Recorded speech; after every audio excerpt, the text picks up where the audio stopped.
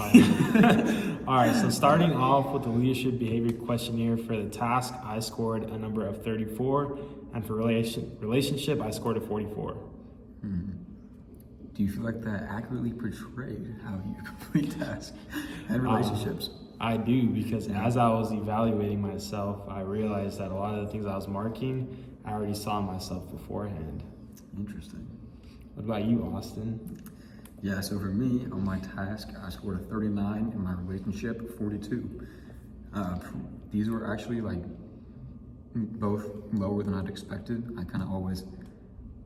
I thought I had been in kind of like, we talk about the grid with the 9-9. Yeah.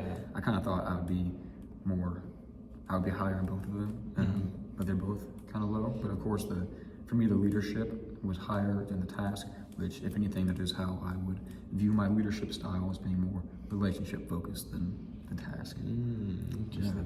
What about you, Maddie? That's all I got. No, on this one. Yeah, see, Yeah. I didn't do that. Yes, you did. You did. I saw it. Hold on, where'd it go? Where is it? Where'd you put it? It's there somewhere. Hold on. See, this is all I have. Cool. Okay. All right, so can you summarize that, add all this up, and then we'll come back to you. Yeah. All right, so what's this other one? So for the Path Goal Leadership Questionnaire, I scored for the directive style, I got 26. Supportive style, I also got 26, and participative Yeah. style, I got 26, and then achievement-oriented style, I got 24.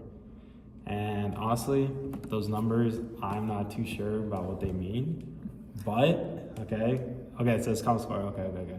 So I was near the common score for pretty much everything except for participative score, because I got, what did I say, 26? So I got higher than the average, which is cool. I never thought that I'd be average or above average in the participative style, because I'm pretty quiet, so. And then for achievement oriented, I got 24. That is also high, which is not surprising because, I achieve a lot of stuff, so.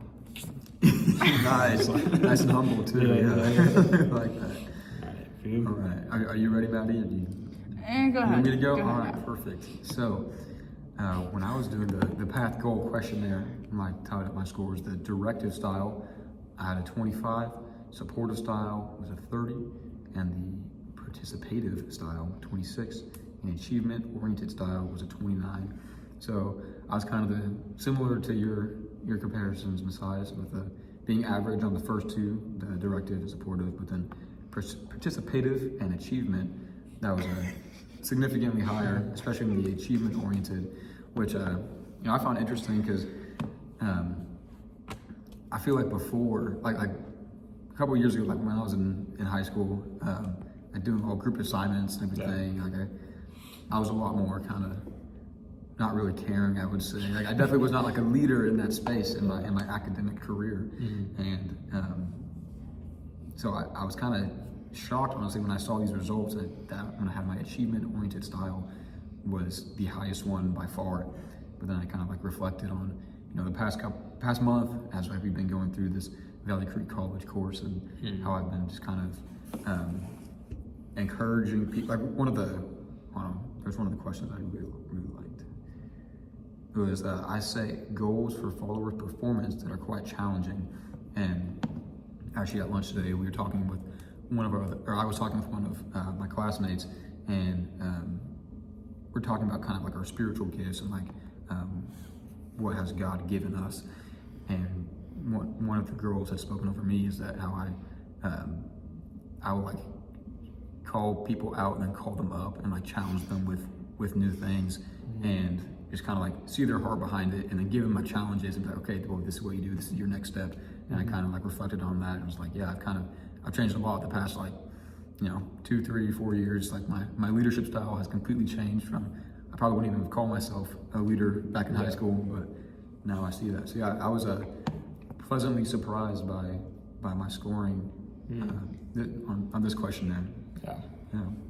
Yeah, I feel like all these questions are like really good questions, not to just like ask yourself, but to ask other people. so they kind of know what place they're in to be a leader. You know, Mm-hmm. so just having even like your family do this questionnaire, I think would be pretty good to just see where they're at Yeah. and for themselves to reflect on too. Yeah, I think is like when I was filling it out, I almost felt like guilty giving myself a higher score. Yeah. Because of some of them I did like the 5 or the 7, like Yeah. a few in a row, and I was like, I can't be that good. So, Right, yeah, like, that's how I was, yeah. So I don't know how flawed my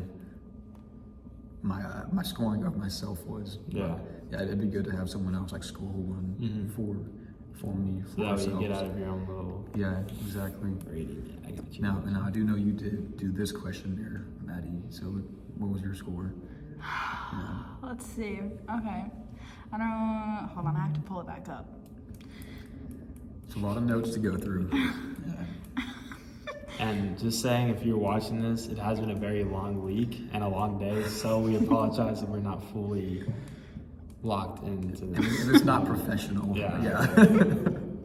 We're trying though. This is our first meeting together, so Yeah. we're still getting used to it.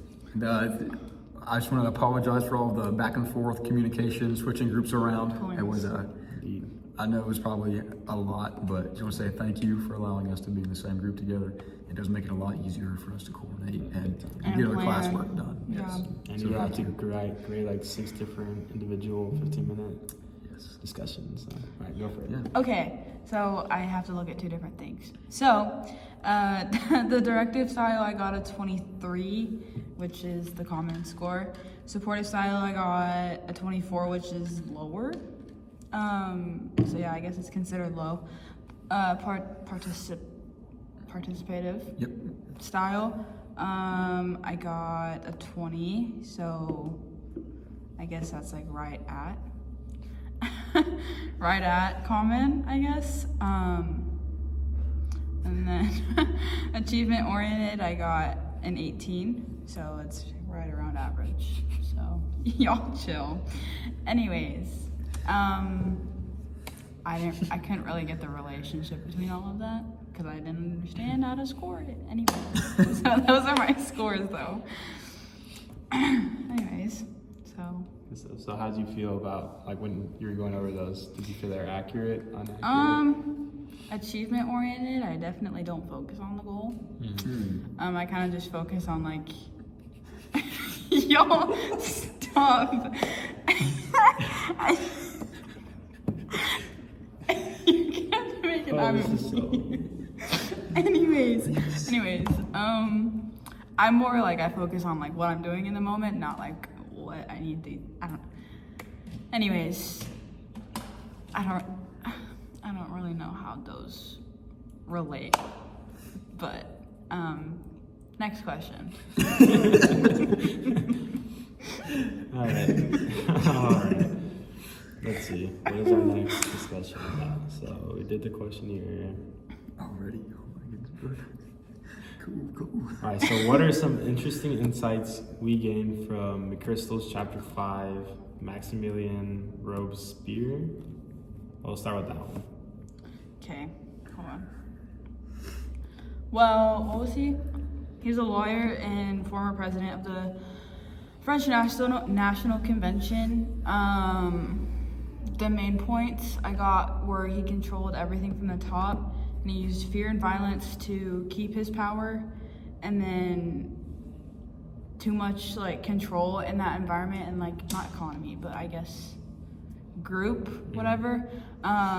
It leads to like failure, collapse, whatever. Good. Yeah. Sorry. For me, I said both of the leaders rose in crazy time periods like France's Revolution and post-invasion Iraq. I thought that was cool. Their leadership was effective for short-term political and militant goals, and they both used fear and ideological purity and centralized power to control. So I just thought that the way that they led and they controlled their environment in those specific time periods because of how difficult it was at the time, I thought that was kind of cool to see and how they took advantage of it. So. Yeah, I kind of mentioned this in my last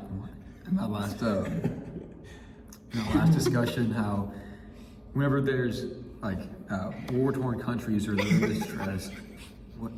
I'm sorry. All right, lock in. Whenever countries like aren't thriving, we'll often see like dictatorships, or, like the strong, corrosive leaders. They'll rise up. So like with the, I'm going to say his name wrong, but the terrorist leader. I just think it's interesting how we often see those leaders come to power whenever the country or the nation is already not in a good state. Is that it? I can't. I lost where I was. Okay. We got 15 minutes. We're good. Bro. You're going to all be I'm in iMovie. What? Can I hold that? I need something to hold. That's why I besides gave you this. that. Sorry, we're trying to eliminate distractions. I know. Just look at that. All right. So now we have chapter 6. Zeng? Is that how you say it? He and Harriet Tubman. So for that chapter, I said Zeng started a naval expedition without looking for personal gain. And then Harriet led, having strong leadership from trust, risk-taking, and purpose. I really thought Harriet Tubman was pretty cool because she literally risked her life to save other people and take them out of slavery and just really hard times because she had that taste of freedom and she wanted to give that to other people. So I just thought that was really cool. Zhang Yi, I really don't really know a lot about him if I'm being completely honest with you. But yeah. Yeah, I would definitely see leadership in Harriet Tubman because I mean that's just like the perfect example of like laying your life down for your followers. I mean that's how I view like a biblical leader is you know the sacrificial servanthood of like that she could have easily like lost her life in every step that she took, and I mean, it's just like a really beautiful example of biblical leadership that she portrayed. Yeah, she led like 700 plus slaves to freedom too. Yeah, she led with faith, love, and courage. So, especially like risking her life, like you said, secretively, especially, is pretty. What's the word? Admirable. You gotta. That takes courage. But yeah. Anyways, you already said it all. So I don't really have much to add. That's all right. Yeah. Oh, man. It's gonna be a short video. It's okay. We're getting the information. That's what matters. Yeah. Okay. So next, we discuss the leader behavior, situational leadership, and path goal leadership. That's talked about in chapters 4 through 6, with respect to the 4 leaders. Yeah. So I think my favorite thing from this portion of the North House was how Robert House had said that all theories, no matter how good at explaining a set of phenomena, are ultimately incorrect and consequently will undergo modifications over time. And I think we've just seen that just over this month of being in this class, how like every module is a different style of leadership. I mean, it's just constantly evolving and changing because, like he says, over time it gets changed, modified. There's new perspectives of viewing leaderships, new ways to judge it, to try and understand where leadership emerges from. And then he also had quoted another author: a good theory is one that holds together long enough to get you to a better theory. But that was just my favorite part of this chapter of North House. We're doing leader behavior, right? What was that? We're doing leader behavior. Mom right now. The chapter 5 and 6. Yeah. Okay. So for me, Robespierre, I said he had high task behavior from policy making and ideology, low rate relationship behavior due to usage of fear, and authoritarian. Yeah, there you go. Insights focused on revolutionary goals.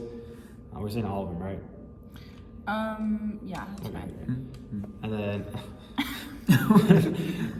Al-Zarqawi, Yeah. whatever. Yeah. He had high task behavior from Insurgents Network, low relationship behavior from his brutal tactics, and ideological goal insight. And then Zhang He, man, that's rough to say. He had high task behavior from expeditions, moderate relationship behavior, and Harriet Tubman had high task behavior from planning escapes and leading the missions, very high relational behavior from being trusted by her followers, and a balanced insight because of everything I just said before. Yeah, so I can kind of talk about not really much detail, but the situational leadership, I guess you can add on. Robespierre, he gave strict orders and didn't change his style, so he was very cut and dry with it. Zarqawi, he also gave orders and used fear, but he didn't help his people grow. It was just kind of they stayed the same because they were in a full only in a state of fear.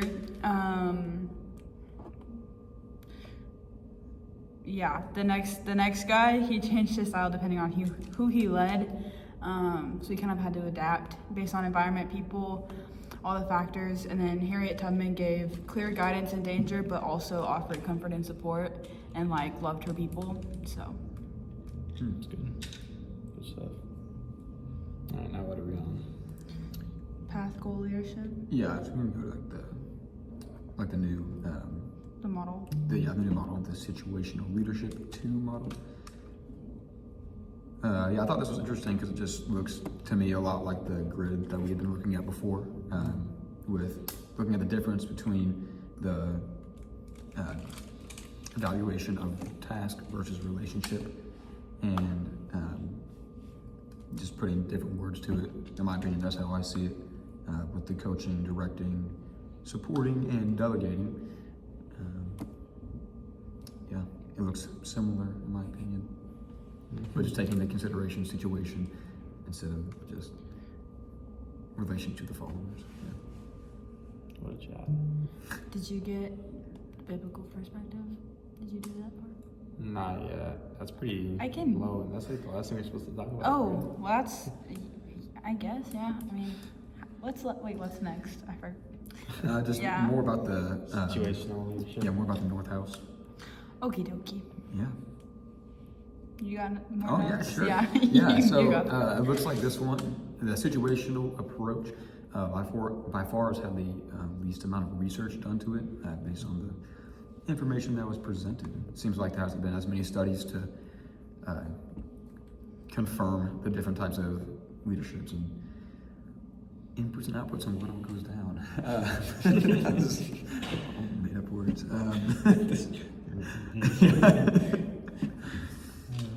All right, I'll go. Yeah, but yeah. You good or you good? No, you're good. I was just gonna, read from the list of Yeah, strengths and okay. criticisms. Yeah, you got it. All right, so for Robespierre, there you go. For his situational adaptation, I said he failed to adapt because he became rigid and a purist.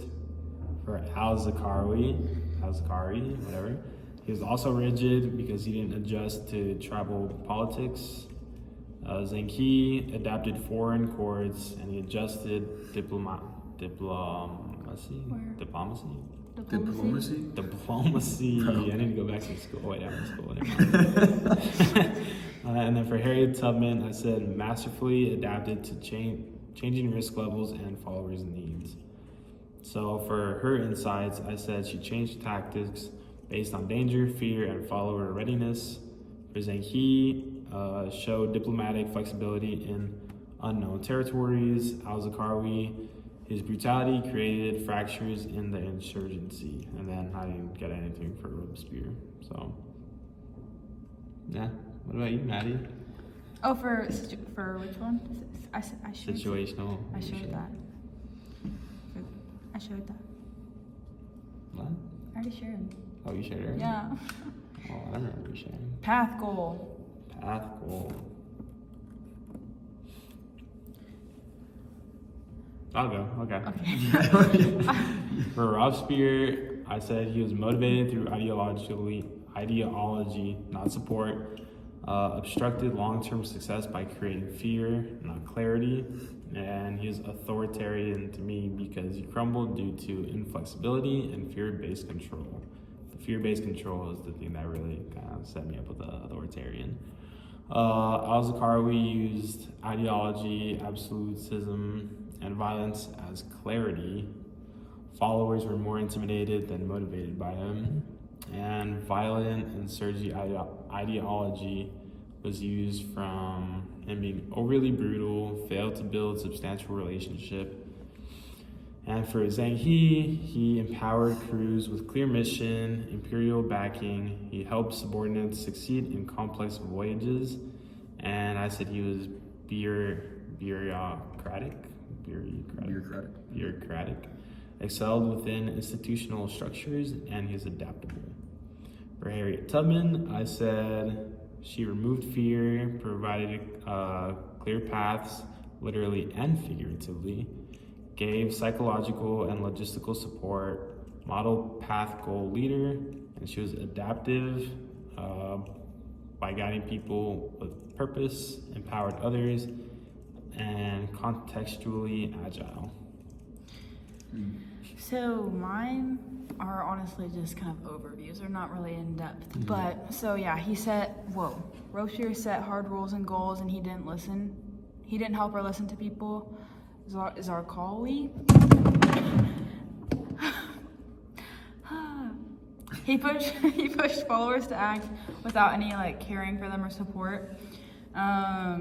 Zengi gave direction, support, listened, and expected success from the people that were following him. And Harriet Tubman guided people, removed danger, gave hope, and led with care.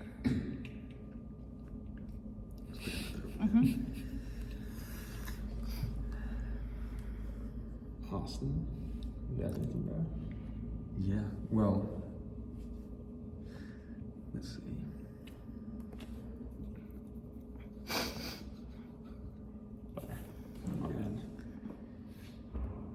I just kind of liked the Vroom's expectancy theory and kind of how to motivate followers. That's one of the things I liked from the North House part was the 3 ways he described it was the expectancy, instrumentality, and whoops, I lost the last one. It's not on there anymore. But the capability of the people's work, thinking that they're actually able to exceed the task set before them by their leader. That's one of the reasons people were compelled to complete a task, and that their efforts will actually have an outcome, that they'll make a difference. Yeah. And then the last one was that the outcomes of the work are actually enticing. It's something that they think is beneficial to themselves. That's good. All right. So, what do you think of the leaders from a Christian biblical perspective? You guys got any ideas? Yeah, I mean, we kind of touched on it before with Harriet Tubman. How she's kind of laid her life down. You can look at that. What? Oh, yeah. yeah. You can look at this. You want me to share the next one? You got it. Yeah, You okay. already got yours pulled up. Go Okay, ahead. so Harriet Tubman also, wow. So Galatians 5:13 says, "You, my brothers and sisters." Oh, sorry. "You, my brothers and sisters, were called to be free, but do not use your freedom to indulge the flesh. Rather, serve one another humbly in love." So she served others and leading them to freedom, not just for herself, but for them, and so they could actually have a life that's not being controlled. So, I'll continue. Okay, I'll continue. So, I guess Zhang He. So, wise and peaceful leader, even though he wasn't Christian. So, James 3:17 says, "But the wisdom that comes from heaven is first of all pure, then peace-loving, considerate, submissive, full of mercy and good fruit, impartial and sincere." So he showed peace, respecting good judgment. Proverbs 16:7 says, "When a man's ways please the Lord, he makes even his enemies to be at peace with him." So he brought peace with other nations. Robespierre wanted justice, but was harsh and unkind. So Micah 6:8 kind of goes with that. God asked for justice and mercy. Let's see, Matthew 23:23, "For he forgot mercy and love." Zarqawi. he used hate and violence against God's will. Matthew 5:9, so God blesses peacemakers, and then Proverbs 6:17, God hates those who shed innocent blood. So that was the scripture that went along with those. One of the verses that just came to my mind, I think it was, I want to say it was 1 John, but basically, if anyone says that they love God but do not love their brother, then he's a liar. And I just think you don't see that love for the followers played out in very many leaders ever. And that, so I wouldn't view them as biblical leaders by any means, because, whether they have like the right motives or intents, and like they're doing like the morally right thing, if they're not doing it like out of love for their followers, then I wouldn't view them as biblical leaders. So do you think Harriet Tubman will fall under that, or do you think she would kind of? Well, I don't know her heart, so I mean, it's kind of hard. It's kind of hard to say, because like I said, obviously freeing the slaves is the right thing to do, Yeah. but I don't know her heart. It's like she did like out of love for the slaves, which I wouldn't be surprised when they make sense. But Yeah. Well, that's all I have. So we also had what was that called when Chad Hennings came? a seminar. A seminar. We had a seminar with Chad Hennings, and he was a very good leader to look at because he has Christ in a lot of areas in his life, and a lot of the decisions he made was through what he thought Christ was trying to tell him. So I think that's a reason that he's very successful, is because that's crazy. Two becauses. Was because he had Christ in his life and allowed himself to make decisions that he felt that Christ would make, that allowed him to be successful in life and have a lot of blessings, I guess you could say. So I think it's good to model our lives through what Christ did, so that way we can accomplish what Christ did. And if blessings come after that, that's good, but that's not the point of doing it. So I don't know. That's That's good. take on that. What did you guys like about Chad Hennings? Yeah, I like this. This kind of more applies to the previous modules about leadership versus managers. But what he had said is that managers do things right, but leaders do the right thing. And I think this goes to like the integrity and seeing like the heart behind a leader and like the decisions of why they make their decisions that they do. Yeah, and then he also said, like, bosses, like, I guess implement or something. Invoke fear. Yeah, they bring that like fear in to kind of motivate people, but leaders bring like, when they lead others, like they give them confidence in like what they're doing. Yeah. So yeah. 28 minutes. So how did you guys feel about this week's study? Like going over everything. Did you feel that you agreed with it? Did you feel like it was hard to kind of take in? What did you guys feel? Remember what? Like this like week's the leaders. like the reading and all that. Like how did you guys feel about it? Was it hard to kind of It retain? definitely, it was a little bit hard to retain, but then when I was like reading about like different skills and just like learning about different skills that leaders have, it made me kind of think and reflect about some of the leaders in my life, whether or not like it definitely like what'd you say, invoked fear in me, or if it like made me more confident in like kind of what I was doing and like having the confidence to like lead others the same way. So definitely, I did a lot of reflecting. What about you, Austin? Yeah, I think that this module on the situational leadership is by far the most practical, because our lives are constantly changing. There's constantly new variables, and whether that be followers or other things happening in our lives, they're just like constantly changing like how we lead and the outcomes of that. I think the situational awareness allows us to see like how we adapt to those things we can't control, and our leadership able to be maintained through those. That's good. Yeah, for me, a lot of the information was pretty hard to retain. I'm not gonna lie, because I feel like a lot of it's kind of repeated in a way. Like we're learning new stuff, but I feel like when something's repeated to me personally, I don't really obtain it because it's kind of like Previous saying it knowledge. over and over and over, so it's kind of like whatever. But that's just me. It is good knowledge to still have though. So going to the questionnaire, the leadership behavior questionnaire, if you guys want to pull it up. Yeah. Out of all the questions, what's at least 2 of them that you guys think you could Was that like improve from a on? hot minute ago? Or was that? No, this is the That's one one. I just did. Yeah. Oh, that was this one, you're right. What was your question? Out of all of these, what do you think you could improve on? That's good. Well, let's look at the scores and see what I missed. You want to do the leadership one or the goal training one? We can do the goal one. Yep. The path goal. Yeah. All right. I'm looking for my lowest scores, but there's the ones that they flip the numbers. It's kind of. Hold on. Let's see. I feel like I can encourage continual improvement in followers' performance because I have faith in my followers and I want them to succeed, but I don't always kind of verbalize that to them. So I feel like I could do better with that, and that'll just speed up the process of whatever task we're doing. Maybe give them a little bit more motivation. Yeah. Which category would that fall under? The directive, supportive, participative, or achievement?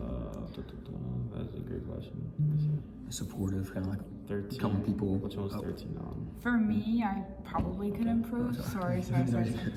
On the achievement oriented, let's see. Mine was achievement oriented, by the way. Yeah, Yes, setting challenging goals.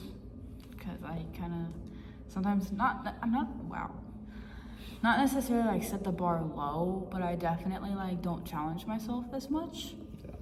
Or other people when I'm working with them. Like sometimes I'll tend to like.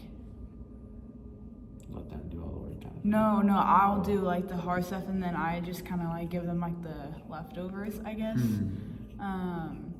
Why is that? Do you not trust them? No, it's because I like to control things, even though I know some people. Okay. Because you don't trust people to do their job. Yeah. You Yes. said it's all right, Judy, bro. Yeah. Yeah. Anyways, yeah. Authentic vulnerability. Yes. It's good. What about you, It Austin? stems from a root of like not even just in school, but like in life. Like I like, especially when it comes to asking for help. I guess I don't like trust that someone actually wants to help me, so I don't actually trust that they'll like do their part. I guess. So I could definitely improve in that area. Mhm. So Austin. Yeah, so mine would be the directive style is where I'm lacking the most. Like specifically I let followers know what is expected of them and I inform followers about what needs to be done and how it needs to be done. That's because like for me, like I feel like that's being too overbearing and like micromanaging everything. Like, because like I feel like I have enough faith in people to be like, no, you're a competent human. I'm sure you can read the directions and get your part done. And like I don't want to become like that dictatorship, corrosive style of leadership. I want to call people up, not call people out. Yeah. So yeah, but I think that I swing too far to the other side of like not giving any direction is my weak spot. Yeah. I don't know. I got you. That's good. That's good. All right, let's go to the leadership behavior questionnaire. Well, from here, do you guys think you can do better, or not do better? Leadership behavior. Yeah. I don't think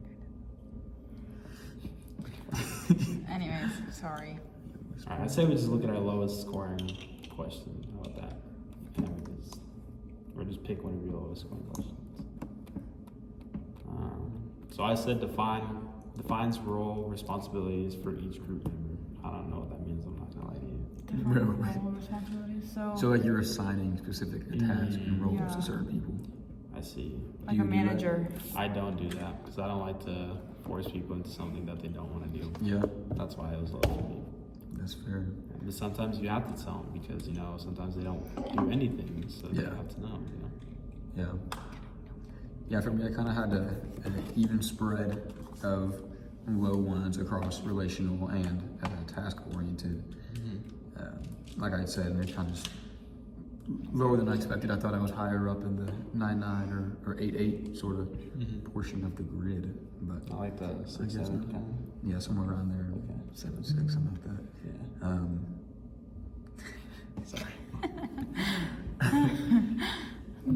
What about you, Maddie? Let's see. Is this the only? Is it only 20? Okay. You swipe to the other. Okay. Oh no. Yeah, Yeah. this is just- Yeah. Okay.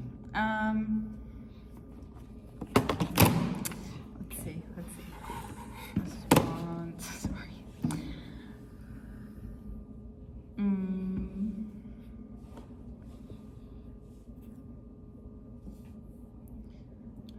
Sorry. If you're still watching this, I apologize for everything that's been happening. I think communicates actively. Well, no, actually, I may communicate too much. But if it's active communication, that's good because you're actively paying attention. Maybe set standards because. Cool. Sorry, my bad. So I think I definitely score. If I would have taken it, I probably would have scored like maybe a 2 because I forgot which one I chose. Setting standards because sometimes I feel like if there's like a set standard like ahead of time and it's not met, then like I guess there's gonna be like a sense of like defeat. Like I feel like I'd feel defeated. I'm like, I didn't do like a good enough job or something. So I don't want other people to feel like that. So sometimes I like won't set standards because I don't want someone to be tied down to it. Interesting. I guess I'm not sure, Yeah. but A fear of failure. yeah, Yeah, that's real. I'm curious because I kind of answered this question before, how I had seen my leadership shifting over the past couple of years. I'm curious if you'll notice that in yourselves. I have for sure because, I'm sure everybody knows, I wasn't super vocal yeah, coming into this, even in high school, middle school, whatever. I was never very vocal. Like I was a good leader, but I wasn't vocal at all. Like I would know how to lead people, but I just wouldn't do it because I was just, shy guy. I was a shy guy. But I wasn't shy in the sense of like not feeling like I couldn't lead. I was just shy because I didn't want to be judged by other people. You know what I mean? Like I didn't want to be that annoying kid that's like, you do this, and all that. So, Scared to be set apart. exactly.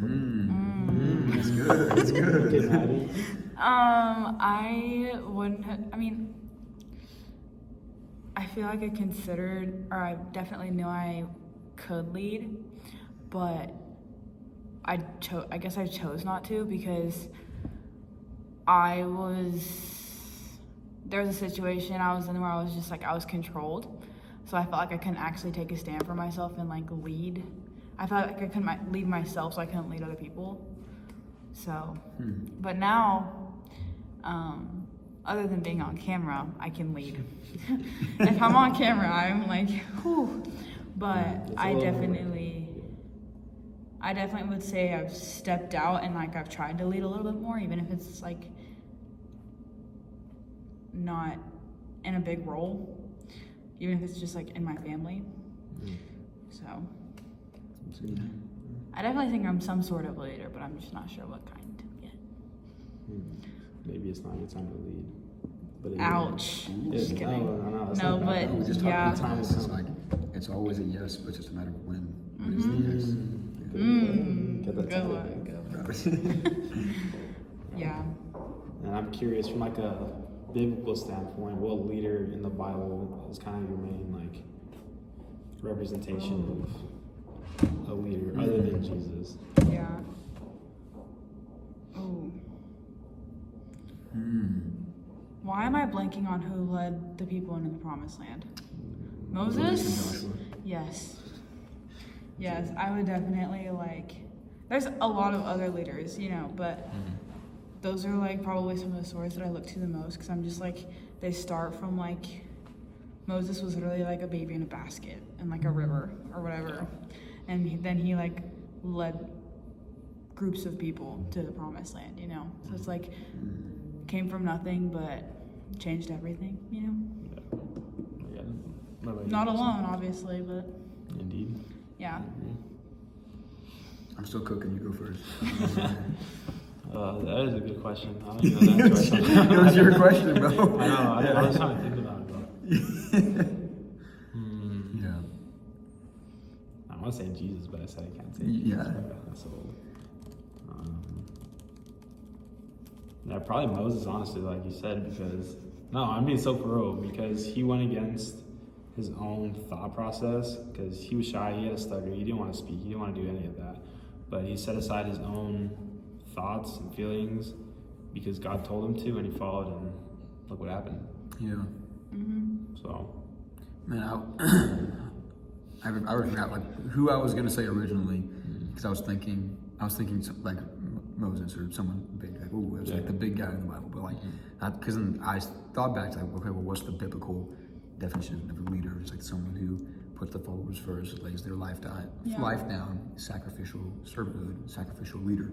And like when I thought about that, I just thought of like Paul, like his whole life after his encounter with Jesus was literally laying his life down, being like thrown in jail, like persecuted, like just and just continuing to pursue his followers, people who he was trying to share the gospel with, and just focused on his relationship with Jesus and well, now the God and the Holy Spirit, because Jesus was gone at this point. But like he just shows laying your life down and going towards the goal and the followers. that's good, bro. I would say that, yeah, Paul. So if we were in like biblical times, do you guys think you would be the leaders that God is telling you to be? Or do you think you would kind of shy away from that? Well, let's see. Biblical times, is this pre-Jesus or during Jesus or after? I would say like King David, Moses, all that. Interesting. I would say probably not. If I mean, like I would like to. Like I'm saying that now because it's not probably gonna happen to me. But but if I was in those times, then I had to lead all those thousands of people to a promised land with the risk of getting killed, and I'm just listening to a bush that's on fire. It's kind of like, whoa. It's kind of, I don't know. That is a tough question though. Definitely in those times, like it's a lot of control and fear that people had. Yeah, I feel like I definitely kind of have that fear of failure or fear of like something happening to me if I try to step out and like go outside of like what I'm being told to do by like, I guess royalty is what you would call it, or like authority. Yeah. No. Like not King David. I just like the rulers of the time. Yeah. Okay. But like not. Yeah. Anyways, I think I definitely still have that fear of like failure or something bad happening to me because I step out of like the normal patterns of the world, if that makes sense. Interesting. Yeah. I feel like if like, you know how Moses, his staff, he threw it down, turned into a snake. Like I feel like if God were to do that with me, then that's when I would be like, okay, I trust you. To where I know I'd be safe in your hands doing all this stuff. But if I was just like told, go do this, go do that, without getting shown anything, that's when I'm like, Yeah. Blind faith. Yeah. I was about to go like kind of that direction. So because like now we have like the Holy Spirit inside of us, but like back then they didn't have the Holy Spirit. They had like God would encounter them, and like I feel like if I had like an encounter with God like back then I would like to say yes, that I would be the leader, because I mean, what I think like what makes a leader is the confidence in your will and your way being correct. And so I feel like back then if I had a one-on-one encounter with God like Moses in the burning bush, like I feel like I'd be like, wow, this like without a doubt this is true. This is the way, the truth, and the life. Like this is the direction we're going. So I would like to say yes too, but of course I don't know. it's just really hard to put yourself in those scenarios. Just think That's a good You question. come up with the good ones though. Yeah, I like They these. just come to me right Yeah, it is really hard to think about, honestly. Like, you gotta give some props to, like, Moses and King David and all that, because... Props to y'all. Yeah, 'cause they're totally watching this right now. And yeah, being a leader is hard, guys. I'm not gonna lie. Yeah. But We're made to do hard things. There you go. I have a question for you, teacher. How do you feel, professor? Sorry, my bad, professor. How do you feel that you could be a better leader in any aspect of your life, not just teaching? So, like, if you were to communicate with someone, do you think you could communicate in a better way or a more efficient way, or do you feel like you're good where you are? And yeah, do you see? How yourself could you be a growing? better leader? Yeah, there you go. You're a great one, but how do you think you could grow? Like, if we were to do reflection, how would you say it? Yeah. Speaking of reflection, how do you guys feel about reflecting on your own leadership styles? Like, do you think you could grow in those aspects, or do you think you're fine where you are? Oh, there's always more. Yeah. Always room for improvement. Do you know what area? I definitely think I could lose a little bit of control because I feel like you gotta learn in order to lead. So, well, I mean, obviously you have to, but I definitely think I could be more humbly curious in a way, where I can like ask the questions in order to actually be able to answer. Hold on. I want to be able to answer the same questions that I have when people ask me those questions. Does that make sense? That didn't make sense, did it? Say it one more time. Say I ask, like, how I can lead in this area, and then someone else comes up to me and asks the same question. I want to be able to lead them. I want to be able to lead how I'm led, I guess. So, there's always room for improvement, I guess. I don't really know what I'm trying to say. I'm just going to stop. Go ahead. I kind of already touched it already, but like with the questionnaire, just being more directive and not having a fear of appearing as overbearing to my followers, like just, you know, being confident that God has appointed me to the position that I'm in, and, you know, taking charge and leading people, whether that be in this SCU classwork, whether that be in our Valley Creek College classwork or on their journey with Jesus, just being confident that God has appointed me to lead people to where they're going. Yeah, That's good. I agree. I don't know. I feel like I could be better in just being more intentional with the questions I ask, or like intentional with how I go about conversating with people. You know what I mean? Because like when someone will ask me something, I'll just like reply, but it's kind of like a broad reply. You know?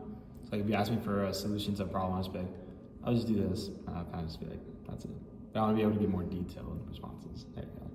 More attainable. Does that come from learning more of the details, or just taking the time, being patient with followers?